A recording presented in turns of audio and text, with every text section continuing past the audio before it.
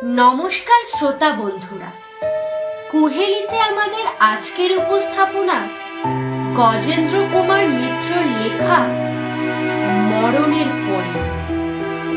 গল্প পাঠে এবং গল্পের সূত্রধার আমি মধুমন্তী এবং অন্যান্য চরিত্রে স্বর্ণদীপ, অয়ন, প্রসেনজিৎ, কাকলি এবং দীপ।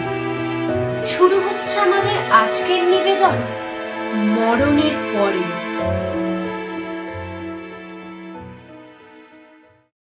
মৃত্যু পথযাত্রিনীকে কে আর কটু কথা বলতে চায়, তবু যে অমরেশের মুখ দিয়ে কথাগুলো বেরিয়ে গেল সে অনেক দুঃখে। আজ 6 মাস শুয়ে আছে সুহাসিনী, কঠিন রোগ, কিন্তু তাতেও কি স্বভাবের এতটুকু পরিবর্তন হয়েছে?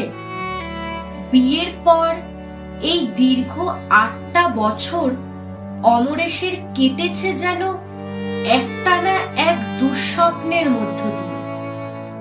একটু বেশি বয়সেই বিয়ে করেছিল অমরেশ। সে বয়সে রোম্যান্সের লোভে মানুষ ততটা বিয়ে করে না যতটা করে গৃহে শান্তি, শৃঙ্খলা এবং একটু সেবার লোভে। তবু ফুলশয্যার রাত্রে নবরা বধূর সঙ্গে প্রথম পরিচয়। মন কিছু স্বপ্ন দেখেছিল বৈকি, কিন্তু সে স্বপ্ন ভাঙতেও বেশি দেরি হয়নি। সামান্য 2-1টা কথার পরই অপরিচয়ের অন্তরাল দূর হওয়া মাত্র সুহাসিনী জানতে চেয়েছিল যে বিবাহের আগে অমরেশ কি পরিমাণ প্রেম করে বেরিয়েছিল আর কতগুলি মেয়ের সঙ্গে। সেই সূত্রপাত, কিন্তু শেষ নয়। প্রশ্নটার উত্তর পেয়ে সুহাসিনীর তৃপ্তি হয়নি, অর্থাৎ সংশয় যায়নি। অমরেশও ডাগর মেয়ে বিয়ে করেছিল, এ প্রশ্ন, এ সংশয় তার মনেও জাগতে পারে, কিন্তু সে কথাটা সুহাসিনী একবারও ভাবেনি। যেন তা অসম্ভব। সুহাসিনী সমস্ত সংশয়ের ঊর্ধ্বে, সিরাজের পত্নীর মতো। অথচ তারপর থেকে একদিনও অমরেশকে সে শান্তি দেয়নি। ওদিকে চেয়েছিলে কেন? ওদের বাড়ির সেই ভিঙ্গি অসভ্য মেয়েটা বুঝি জানলাই ছিল? অতই বা ঠাকুরজির বাড়ি যাওয়া কেন? ওর ননদ বুড়িকে দেখে বুঝি আর আশ মেটে না? এতক্ষণ কোথায় ছিলে? অফিসে তো তোমাদের ছুটি হয় 5টায়, তুমি 9টা পর্যন্ত অফিসে ছিলে। কাকে বোকা বোঝাও বলো তো? আমি যেন কিছু বুঝি না। আজ আবার এত দেরি কেন? আজ তো অফিস নেই, বায়োস্কোপে গিয়েছিলে? তা তো যাবেই, আমাকে নিয়ে যেতে তোমার সময় নষ্ট হয়। কি বললে? বন্ধুরা জোর করে ধরে নিয়ে গিয়েছিল? কে বন্ধু? সমর সেন নিশ্চয়। বেবিটা সঙ্গে ছিল তো? আর বলতে হবে না, সেই জন্যই এত দেরি। 8:30টায় শো ভাঙে, বাড়ি ফিরলে রাত 9:30টায়। তারপর কতকগুলি টাকা বেবির পিছনে খরচ হলো। বাজারে গিয়েছো সেই কখন? 1 ঘন্টা ধরে বাজার। না, অমনি যাবার পথে আরতিদের বাড়ি চা খেয়ে যাওয়া হলো, ইত্যাদি। সহস্র প্রশ্নের মধ্যে কয়েকটি তুলে দেওয়া হলো। বেশি বলার প্রয়োজন নেই। পাঠকদের অনেকেরই এসব প্রশ্নের সঙ্গে পরিচয় আছে। নিজের মনের মাধুরী মিশায়ে বাকিগুলো তৈরি করে নেবেন। তবে শুধু যদি প্রশ্ন হতো তো অত ভাববার ছিল না। ঝি 4 মাসের বেশি রাখবার উপায় নেই। যেমন করেই হোক তাকে তাড়াবে সুহাসিনী। তা কে জানে যুবতী, কে জানে প্রৌঢ়া। ঘরের জানালা খোলা প্রায় বন্ধ করতে হয়েছিল। সুখের চেয়ে স্বাস্তি ভালো, এই ভেবে। আর প্রতিবাদ করা বৃথা। মান অভিমান, কান্নাকাটি, উপবাস, এসব অস্ত্র সুহাসিনীর তৃণে যেন জোগালো। সুতরাং সব আশায় অমরেশ বিসর্জন দিয়েছিল। অশান্তির ভয়ে তার মানসিক অবস্থা এমন হয়েছিল যে বাস করবার মতো একটা কুয়া পেলেও সে বেঁচে যেত।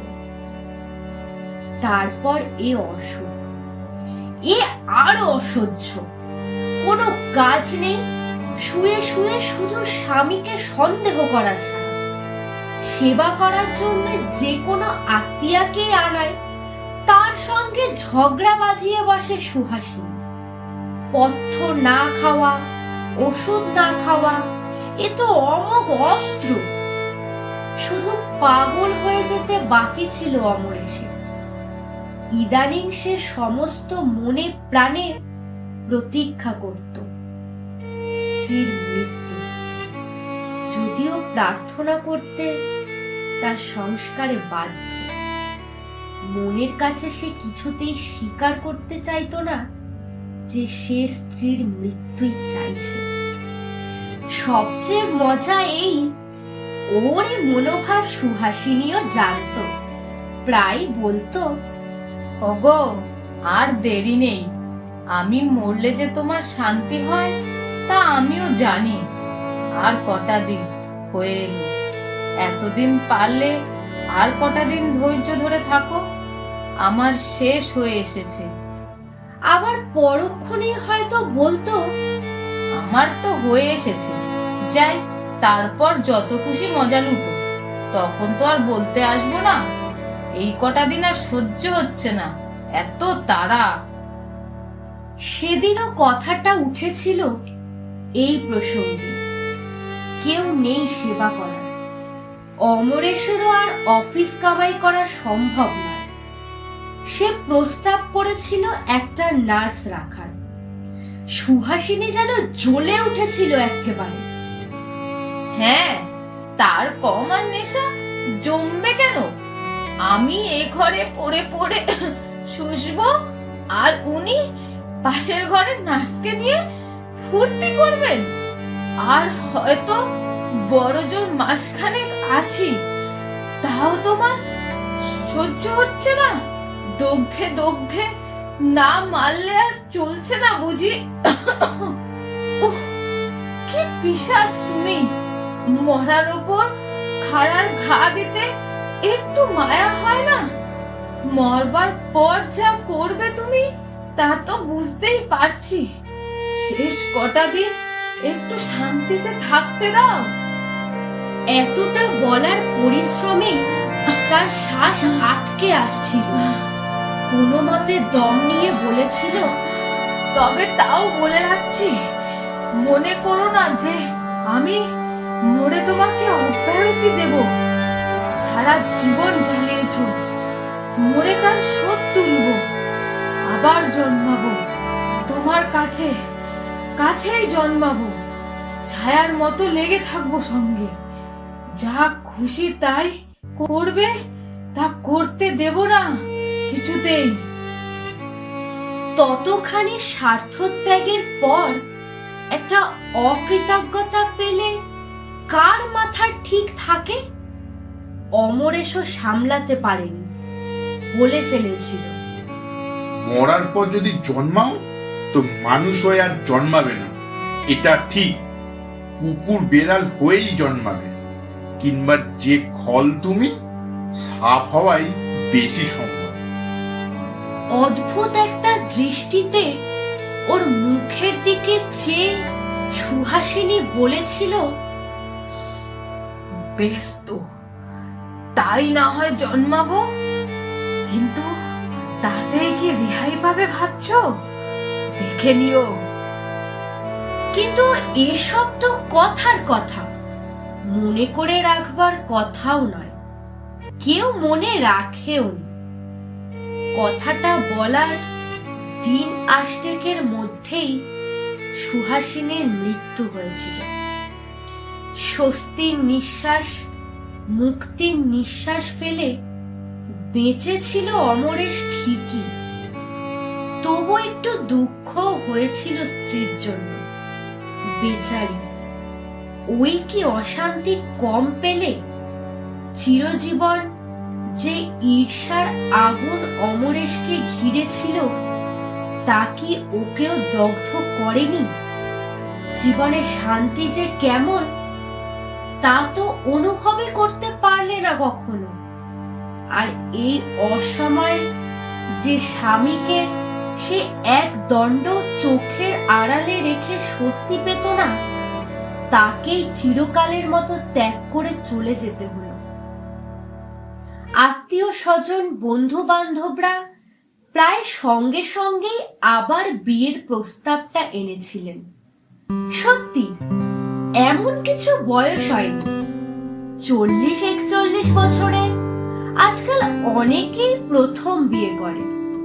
ঘরেও তো লোক চাই একটা, শুধু চাকর বাকরের ভরসায় কিছু এখন থেকে থাকা যায় না। বলতে গেলে সারা জীবনটাই তো পড়ে রইল। কিন্তু অমরেশ কারুর কথাই শোনেন।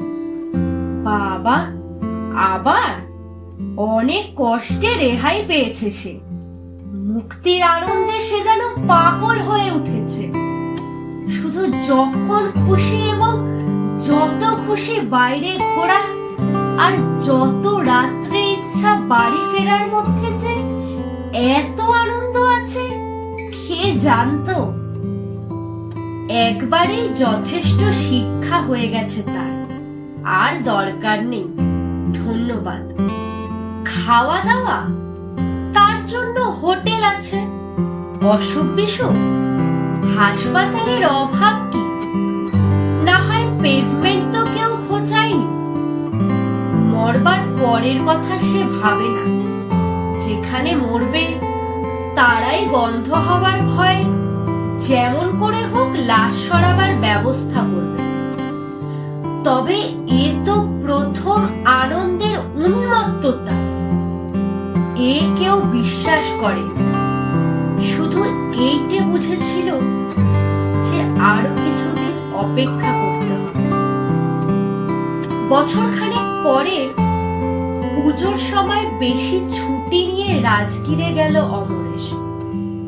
সেখানে ঠিক ওর পাশের বাংলোতে যিনি ভাড়া ছিলেন, সেই শুভ্রাংশু বাবুর সঙ্গে হঠাৎ খুব ভাব জমে গেল। ওরা একসঙ্গে কুণ্ডে স্নান করতে যায়। অত ভোরে এবং অত রাত্রে আর কেউ যেতে চায় না। দুজনের রুচির সঙ্গে দুজনের মিল হওয়াতে ক্রমে অন্তরঙ্গতা বেড়ে গেল। শুভ্রাংশু বাবুর 24-25 বছরের অনুরা ভগ্নীটির সঙ্গেও পরিচয় হতে যে বিলম্ব হলো না তা বলাই বাহুল্য। এবং সেই ভগ্নীটি রুচিরা তার নাম, শিগগিরে আবিষ্কার করলো যে একটি বাচ্চা চাকরের ওপর অমরেশের গৃহস্থালির ভার। সে রান্না করে অখাদ্য, চা করে জলের মতো, এবং কোনো কাজটাই ভালো করে করতে পারে না। ফলে প্রত্যহই একটা দুটো ব্যঞ্জন ও বাংলো থেকে এ বাংলোতে এসে পৌঁছতে লাগলো। সকালে, দুপুরে, বিকেলে এবং সন্ধ্যায় চায়ের কাপ নিয়ে রুচিরা নিজেই আসতো। একদিন দুদিন ছাড়া ও বাংলোতেই আহারের নিমন্ত্রণ হতে লাগলো। এবং কয়েকদিন পর থেকেই অমরেশ দেখলো যে ওর ঘর কন্যা ও শয্যার বিশৃঙ্খলা ঘুচে গেছে। কে যেন ওর অনুপস্থিতিতে এসে তার মায়াহস্ত বুলিয়ে সবকিছু সুন্দর করে গুছিয়ে রেখে যায়। ঋষিরা একেই বোধহয় মহামায়ার ফাঁদ বলেছেন। অমরেশের অত তিক্ত অভিজ্ঞতা থাকা সত্ত্বেও সে আবার রুচিরাকে নিয়ে গৃহস্থালি পাতবার কথাটা ভাবতে লাগলো। সুবিধাও হয়ে গেল খানিকটা। কথাটা ও পক্ষ থেকেই প্রথম উঠল। শুভ্রাংশু একদিন বলেই ফেললো কথাটা। এমন করে আর কতদিন চলবে অমরেশ বাবু? আর একবার সংসার পাতুন। দেখুন, বলেন তো, আমরা তো আপনাদেরই পাল্টি ঘর। রুচিরাও কিছু খারাপ মেয়ে নয়, লেখাপড়াও কিছু জানে। গৃহস্থলীর কাজ যেটা আপনার বেশি দরকার, সেটার সার্টিফিকেট ওকে বোধহয় আপনি দিতেই পারবেন নিশ্চয়ই। অমরেশ আর না বলতে পেরে পারলে না, বলল, সে আপনি ভেবে দেখুন। আগে আপনার ভাগ্নির মত নেই, আমার মতো পৌরকে, অবশ্য একটা বাড়িও আছে কলকাতায়, মোটা মাইনের চাকরিও করি, তবু আমাকে ওর পছন্দ হবে কি? বিলক্ষণ, ওই কি আর কচি খুকি? কথাটা রাত্রে কুণ্ড থেকে ফেরবার পথে হয়েছিল। অন্ধকার নির্জন রাস্তা তার মনে মোহ বিস্তার করেছিল রুচিরার চিন্তাকে ঘিরে। অমরেশ লঘু মনেই বাসায় ফিরল। ঘরে ফিরে দেখলে শয্যাটি পরিপাটি সাজানো, কাপড় জামা গুছিয়ে কিছু বাক্সে, কিছু আলনায় তোলা হয়েছে। আলোটি পরিষ্কার ঝকঝক করছে। তৃপ্তি ও কৃতজ্ঞতায় মন ভরে গেল।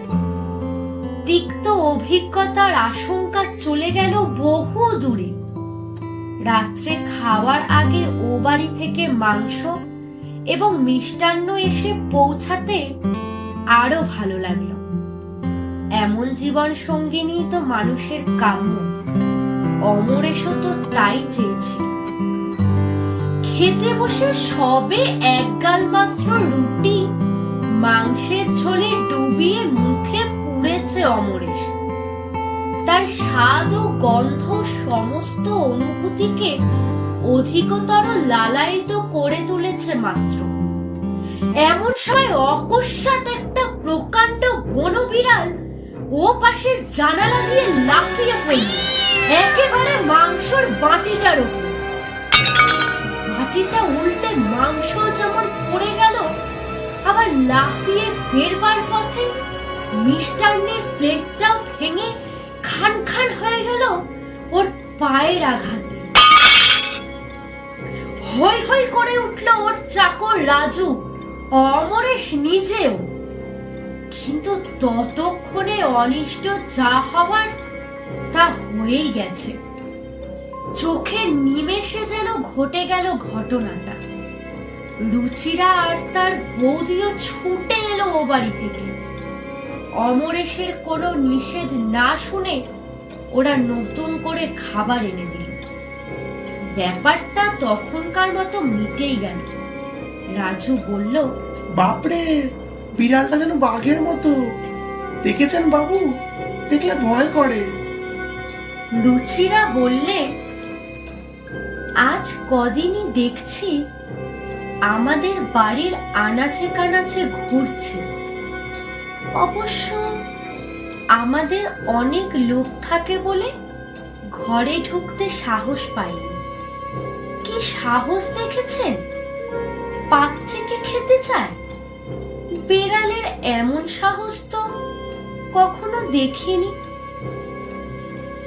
রাত্রে শুয়ে কথাটা ভাবতে ভাবতে অমরেশ ঘুমিয়ে পড়েছে। হঠাৎ কি একটা শব্দে ওর ঘুম ভেঙে গেল।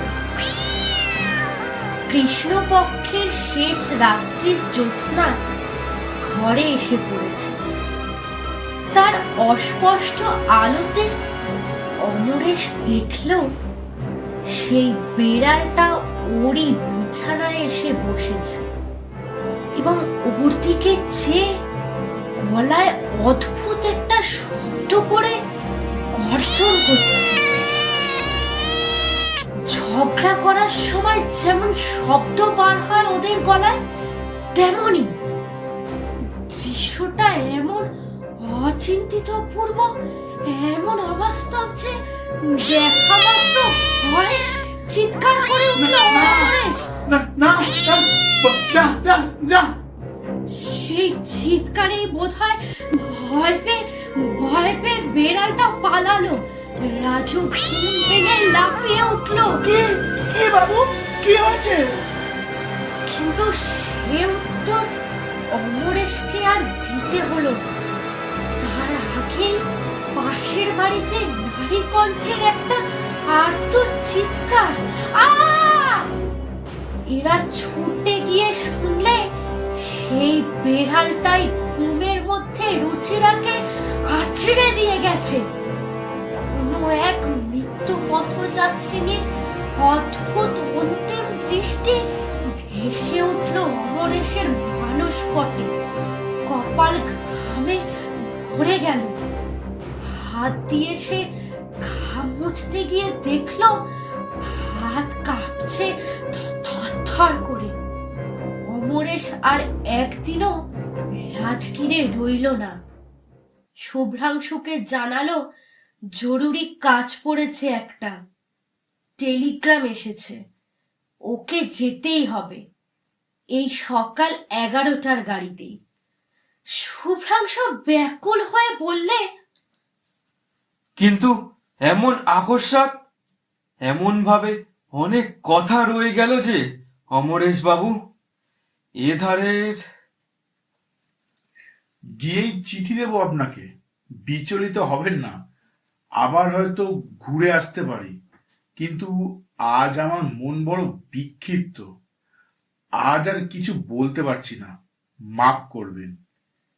শুভ্রাংশু আর কিছু বলল না। শুধু তার স্ত্রী বললে, আচ্ছা, টেলিগ্রাম কখন এলো? ভদ্রলোক বিড়ালের ভয় পালাচ্ছেন নাকি?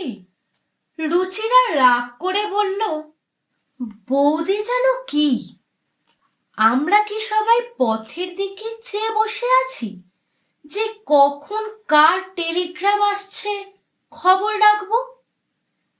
বৌদি মুখ টিপে হেসে বললেন, তা বটে ভাই, আমারই অন্যায় হয়েছে। ট্রেন যায় একেবারে ওদের বাংলোর সামনে দিয়ে। অমরেশ খুব নিরুৎসাহ বিষণ্ণ মুখে রুমাল নাড়ল। রুচিরার ছলছল চোখ দূর থেকে ওর দৃষ্টি এড়ায়নি। ট্রেনখানা চলে যেতে অপাঙ্গে ভগ্নীর মুখের দিকে চেয়ে শুভ্রাংশু বলল, নাও, এ আবার এক ফ্যাসাদ বাঁধলো দেখছি। কিন্তু কলকাতায় ফিরল না অমরেশ। গভীর রাত্রে মধুপুরে নেমে পড়ল। কালীপুর টাউনে ওর এক বন্ধুর বাড়ি আছে। বহুবার অমরেশ এসে থেকে গেছে। মালি ওকে ভালো করেই চেনে, থাকবার অসুবিধা হবে না। তাই বলে অত রাত্রে তো আর সেখানে যাওয়া যায় না। অবশিষ্ট রাতটুকু এখানেই কাটাতে হবে। প্ল্যাটফর্মের এক প্রান্তে মালগুলো জড়ো করে রেখে তাইতে ঠেস দিয়ে রাজু ঘুমোতে লাগলো। অমরেশের চোখে কিন্তু ঘুম এলো না। সে সেই নিস্তব্ধ প্ল্যাটফর্মেই পায়চারি করতে লাগলো। কত ট্রেন এলো, কত ট্রেন গেল। যখন ট্রেন আসে, যাত্রীদের গোলমাল, কুলিদের বিবাদ, ভেন্ডারদের উচ্চকণ্ঠ, সবটা মিলে যে কোলাহল হয়, স্টেশনে যে প্রাণ লক্ষণ জাগে, তাতে খানিকটা অন্যমনস্ক হয় অমরেশ। আবার স্টেশনের আলো স্তিমিত হয়ে আসে এক সময়। কোলাহল যায় স্তব্ধ হয়ে। ওর মনও ফিরে আসে নিজের দুর্ভাগ্যে। কথাটা ভাবছে অমরেশ, সারাদিন ধরেই ভাবছে। এ কি হলো ওর? শুধু কি ওর ভাগ্যে যত অঘটন ঘটে? 8 বৎসরের বিবাহিত জীবনে একদিনের জন্যও শান্তি দেয়নি সুহাসিনী। মরবার পরও কি নিষ্কৃতি দেবে না? এ কি বিদ্বেষ তার, কি অসম্ভব ঈর্ষা! কিন্তু পূর্ব দিগন্তে উষার স্বর্ণাভাস জাগার সঙ্গে সঙ্গেই যেন মনের মধ্যে আশ্বাস পায় একটা। চিন্তাটা সেই শেষ রাত্রিতে প্রথম মাথায় এসেছিল, আর ওকে ত্যাগ করেনি। এতক্ষণ ধরে যা কিছু ভেবেছে, চিন্তাটাকে মনে মনে মেনে নিয়েই ভেবেছে, কিন্তু এখন এই প্রত্যুষে একটা সংশয়ও ক্রমে দেখা দিল। সবটাই কাকতালীয় নয় তো? ওটা হয়তো সাধারণ বেড়াল, একটা বুনো বেড়াল। অমরেশের উত্তপ্ত কল্পনাই তাকে সুহাসিনীর স্মৃতির সঙ্গে জড়িত করেছে। না, কাজটা অন্যায় হয়ে গেছে। সামান্য একটা বুনো বেড়ালের ভয় চলে এলো সে? এই আধুনিক যুগের সভ্য মানুষ? পায়চারি থামিয়ে জোর করে যেন নিজের মনে বল আনে অমরেশ। রাজুকে ডাকে। এই রাজু, ওঠ, দেখ দেখি একটা এক্কা কিংবা রিক্সা, চল এবার বাড়ি যাই। কালীপুর টাউনে যখন পৌঁছলো তখন বেশ ফর্সা হয়ে গেছে। মালি ওকে দেখে খুশি হয়ে সেলাম করলে, ফটক খুলে তাড়াতাড়ি মালটালগুলো নামিয়ে নিলে। বাবু, সেই ঘরে থাকবেন তো? পূব দিকের ঘরটায়? ওইটা তো আপনার ভারী পছন্দ। হ্যাঁ বাবু, ওই ঘরটাই আমাকে খুলে দাও। বাগানে শিউলি ফুল ফুটে আছে অজস্র, তার সঙ্গে এখনো জড়িয়ে আছে অসংখ্য রজনীগন্ধার সুবাসের স্মৃতি।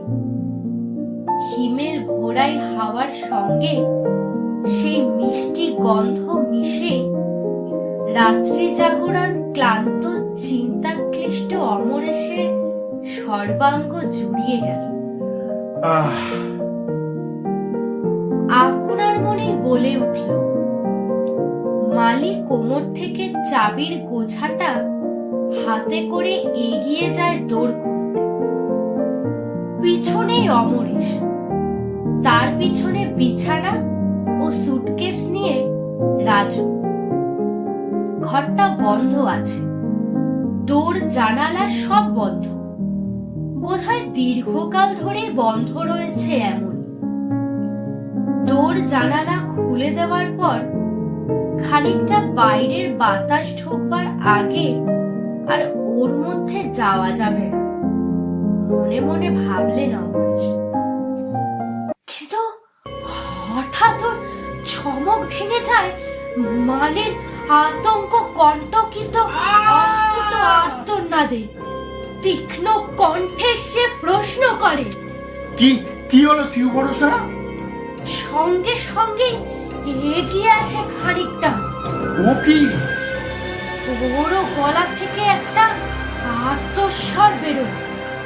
ঘরের মধ্যে প্রকাণ্ড কালো কুকুর, ঈষৎ শীর্ণ হয়তো, জিহ্বার করে হাঁপাচ্ছে এবং কেমন একরকম জ্বলন্ত দৃষ্টি মেলে ওদের দিকে চেয়ে আছে। খানিকটা চেয়ে থাকার পর ওদের পাশ কাটিয়ে দৌড়ে বেরিয়ে গেল কুকুরটা। মালির চোখ দুটো বিস্ফারিত, ভয়ে হাত পা কাঁপছে। কোথা থেকে এলো বাবু কুকুরটা? দৌড় জানলা সব বন্ধ। অমরেশেরও বুকের মধ্যেটা হিম হয়ে এসেছিল, কিন্তু তবু সে কণ্ঠস্বরে ঝোর দিয়ে বলল, ওই যে নর্দমা। খোলা নর্দমা একটা আছে ঠিকই, তবে তার মধ্যে দিয়ে অত বড় কুকুর আসা কি সম্ভব? মালি সংশয় প্রকাশ করে। শেষ কবে খুলেছিলে ঘরটা? সেই সময় হয়তো ঢুকে বসেছিল। খুলেছিল সে তো মাসখানেক আগে। তবে হ্যাঁ, পরশু দুখানা কাগজের দরকার হয়েছিল, তাই একবার খুলেছিল। ওই যে তাকের ওপর পুরনো খবরের কাগজগুলো আছে, সেই আপনি যখন এসেছিলেন সেই সময় থেকে কাগজগুলো পড়ে আছে ওখানে। কিন্তু সে তো 1 মিনিট বাবু। সেই সময় কখন ঢুকে পড়েছে হয়তো, আর বেরোতে পারে। কিংবা নর্দমা দিয়েই ঢুকেছে। ঢোকে ওরা একরকম করে, বেরোতে পারে না। বিজ্ঞভাবে বলল রাজু। দুপুরে ক্লান্ত চোখ বুজে আসে, তবু ভালো করে ঘুম হয় না। রুচিরা ছলছল দুটি চোখের স্মৃতি, তার সঙ্গে আলো আধারিতে একটা বন বিড়ালের প্রকাণ্ড রুষ্ট মুখ, সুহাসিনীর ঈর্ষা কুটিল ভ্রুভঙ্গি, সবটা যেন স্বপ্নের মধ্যেও তালগোল পাকায়। অবশেষে বিকেল বেলা বাগানে বসে চা খেতে খেতে মনস্থির করে ফেলে অমরেশ, ভাগ্যের সঙ্গে লড়েই দেখবে সে তো কোনো পাপ করেনি কোনোদিন, তবে এ শাস্তি কেন তার? কেন সহ্য করবে সে এ পীড়ন? বিনা দোষে চরম কোনো দণ্ড নিশ্চয় বিধাতা তাকে দেবেন না। সে তখনই বসে শুভ্রাংশুকে একটা চিঠি লিখে দিলে, যদি কোনো আপত্তি না থাকে এবং রুচিরার মত হয়তো এ বিবাহ সে সৌভাগ্য বলেই মনে করবে, আগামী অগ্রহায়ণেই তাহলে হতে পারবে শুভ কাজ। এখন এই কার্তিক মাসের কটা দিন অমরেশ মধুপুরে থাকবে। কলকাতার ঠিকানাও লিখে দিল সে।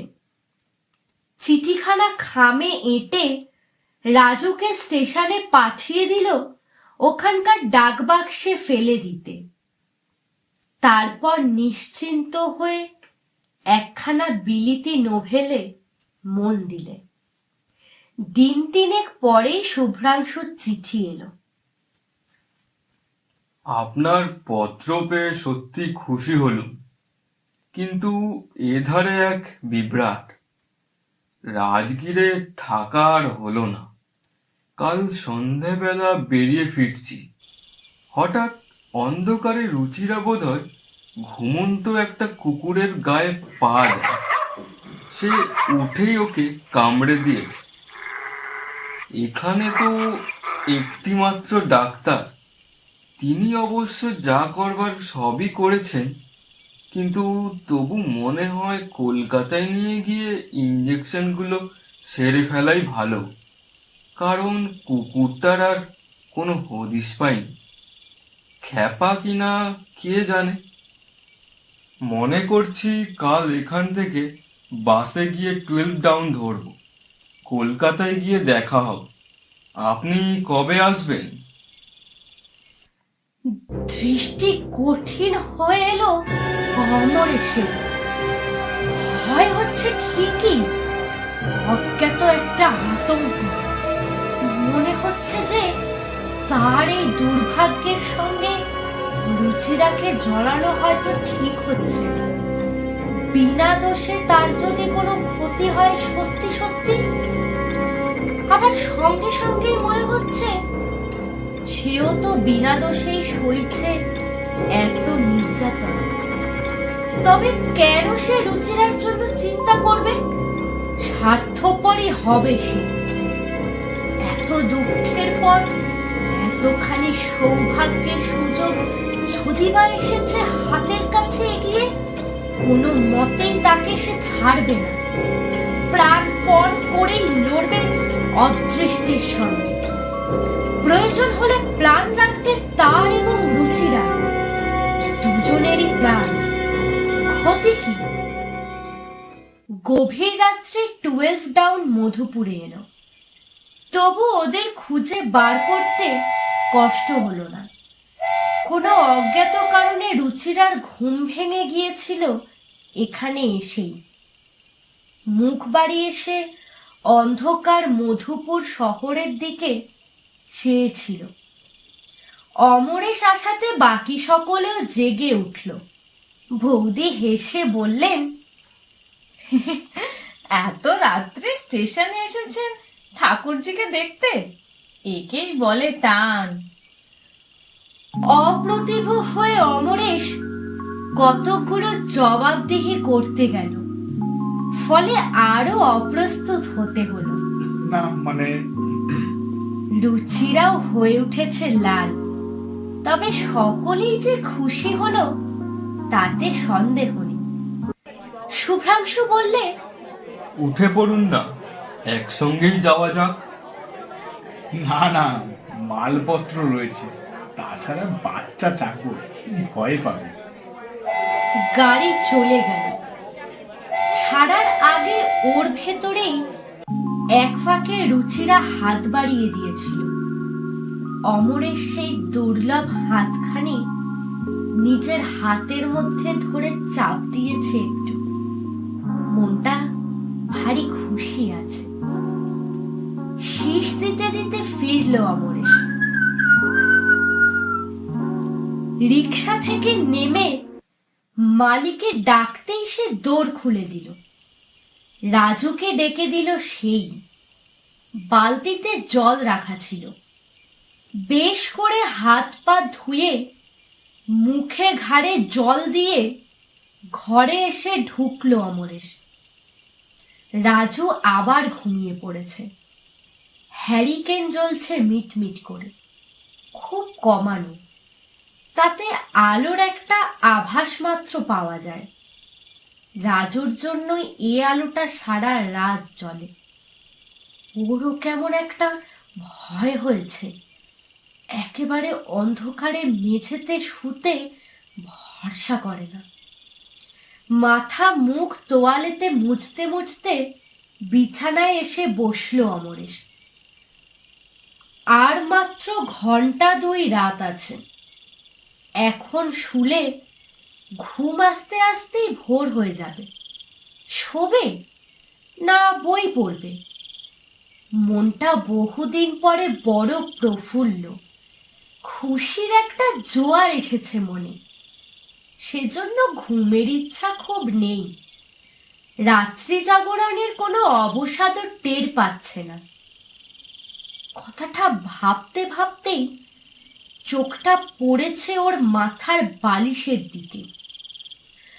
আবছায়া আলো, তবু মনে হচ্ছে বালিশের খাঁজের ছায়াটা যেন একটু বেশি গাঢ় নয়। মুহূর্ত মধ্যে সমস্ত চৈতন্য তীক্ষ্ণ সজাগ হয়ে উঠল। চমকে উঠল না, চেঁচামেচি করল না, নিঃশব্দে ভালো করে তাকিয়ে দেখল। তারপর আলোটা বাড়িয়ে লণ্ঠনটা এনে ধরল। হ্যাঁ,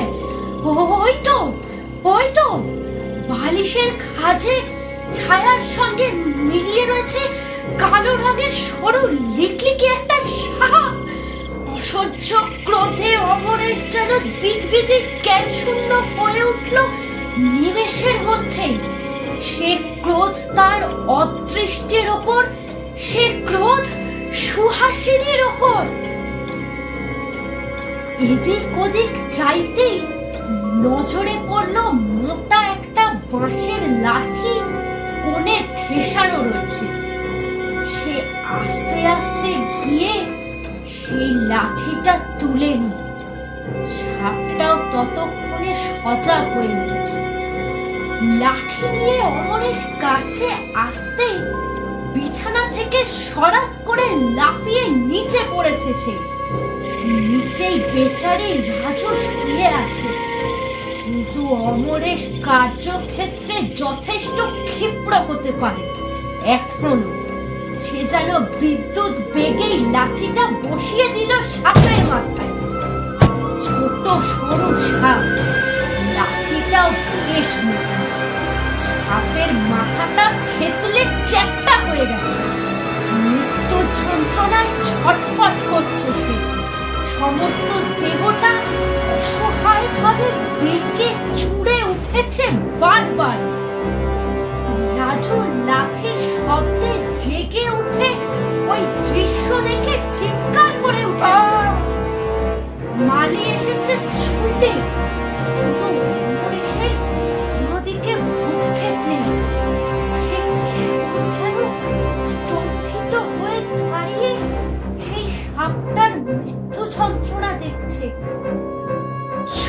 ফেরাতে পারছে না। এমনই একটা অমোঘ আকর্ষণে ওর দৃষ্টি তাতে নিবদ্ধ।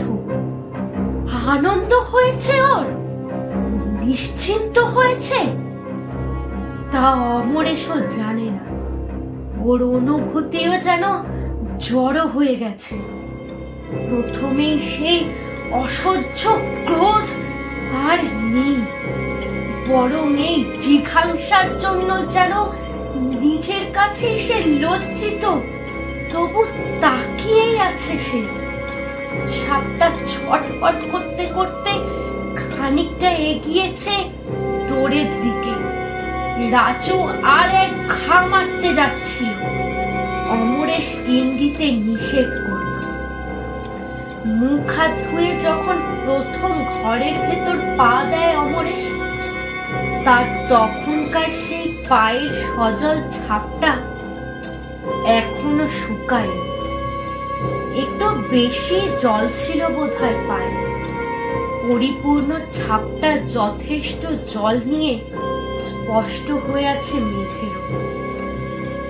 মরণাহত সাপটা তার পৃষ্ঠ দলিত মুখটাকে কোনো মতে যেন বহন করে এনে সেই জলের ছাপের ওপর এসে স্থির হয়ে গেল। এইবার বোধহয় মারাই গেল সে। হয়তো মৃত্যু যন্ত্রণার অসহ্য তৃষ্ণাই তাকে টেনে এনেছিল এই সামান্য জলরেখার দিকে। হয়তো সবটাই আকস্মিক যোগাযোগ মাত্র, কিন্তু অমরেশের যেন মনে হলো অন্তিম মুহূর্তে সরীসৃপটা তার পদচিহ্নে পৌঁছে সমস্ত অপরাধের জন্য চরম ক্ষমা প্রার্থনা করে গেল। কে জানে কেন আজ সে সুভাষিনীর জন্য দুঃখ বোধ করল। বেচারি, সে নিজেও তো কখনো শান্তি পায়নি। সবার অলক্ষ্যে চোখের কোণ দুটো মুছে অমরেশ আবার বিছানাতে গিয়েই বসল। বসবেন না বাবু, ভালো করে দেখে নি আগে আর কোথাও কিছু আছে কিনা। এই ইমে যখন সাপ বেরিয়েছে। না, আর ভয় নেই। অমরেশ বেশ জোর দিয়েই বলে। এ জোর সে কোথায় পায় কে জানে। শুনছিলেন গজেন্দ্র কুমার মিত্রর লেখা মরণের পরেও। আমাদের প্রয়াস ভালো লাগলে লাইক, শেয়ার, কমেন্ট এবং সাবস্ক্রাইব করার অনুরোধ রইল। দেখা হচ্ছে আগামী শুক্রবার ঠিক রাত 8টায় নতুন গল্পের সাথে। ধন্যবাদ, ভালো থাকবেন।